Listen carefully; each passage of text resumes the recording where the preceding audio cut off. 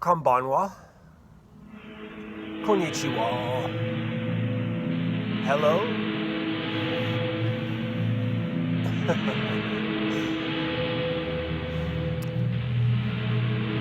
Yes. Come in for the big wind. This knowing, free of 8 extremes like being and nothing. It's called the center, not collapsed in any extreme. It is called uninterrupted, mindful, aware intelligence.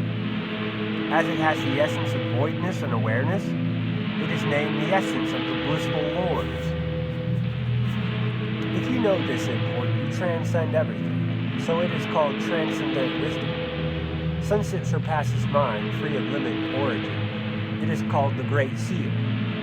Thus realizing it, or not realizing it, is the foundation of liberation in bound life, happiness, and suffering. So it is called the Universal Foundation, since it abides in nothing special, the inner space of the normal, that very distant, brilliant consciousness itself, is given the name normal consciousness. Whatever well-conceived poetic name you may be given. In fact, other than just the self-aware now consciousness, who would want anything more? Like looking for its tracks when you have the elephant. Scanning the whole universe, it's impossible to find. Except through mind, it's impossible to reach nirvana. Not recognizing this, if you seek mind outside, looking for something else, how can it find itself? It is like a fool gawking at a crowd, forgetting himself among them, not recognizing itself, looking for itself, mistaking others for himself. If you do not see the basic reality of things, not knowing your perception as your mind, you deliver yourself to the life cycle. Not seeing your mind as Buddha, you obscure nirvana. Life and liberation, by knowing and not knowing, in an instant there is no distinction between them.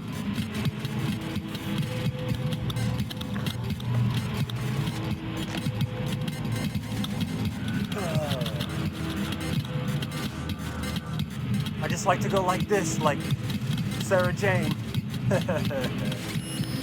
Namaste.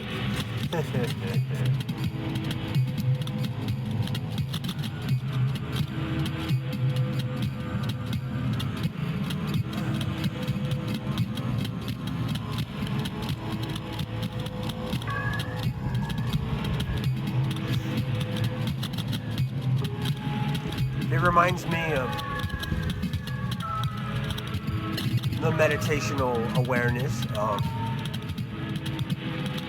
some necromancer in the sticks. Mariana Trench. Get trenched. Because seeing one's mind is elsewhere is an error.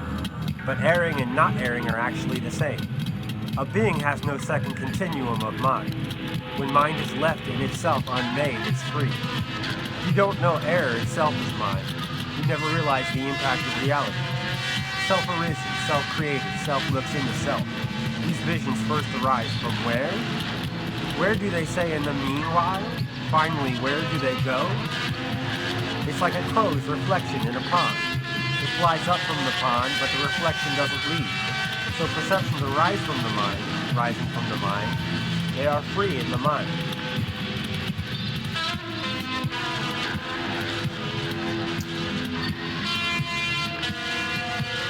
Mind is all.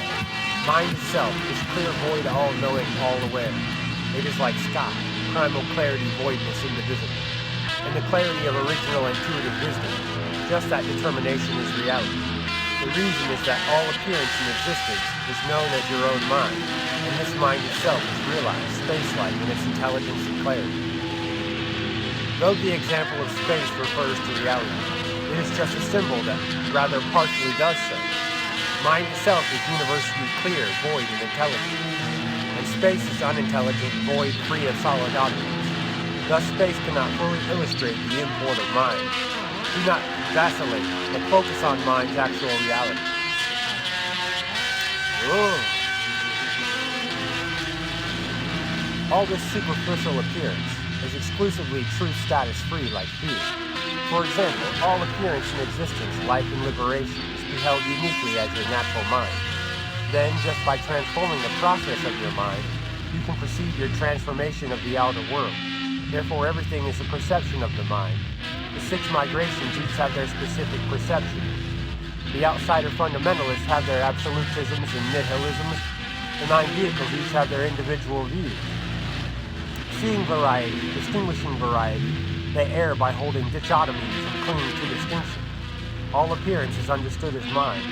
Seeing all without any grasping, one awakens. One awakens.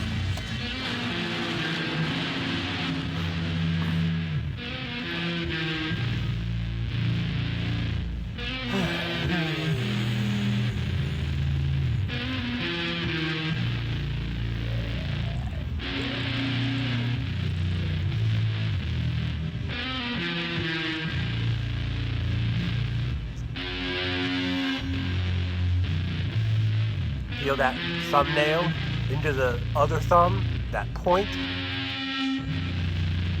you feel that?